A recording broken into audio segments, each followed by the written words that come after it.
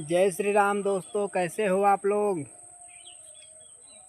हम भोजपुरी लोकगीत बिरहा गायक सचिन कन्नौजिया फिर आप सभी के बीच में आए हैं। हमारे चैनल सचिन कन्नौजिया ऑफिशियल को लाइक सब्सक्राइब शेयर ज़्यादा से ज़्यादा कीजिएगा। अरे महुआ नियर मद मातल गोरिया नैन तोहार हो, कांचे कांचे फुलैलू दहिया भइल कचनार हो।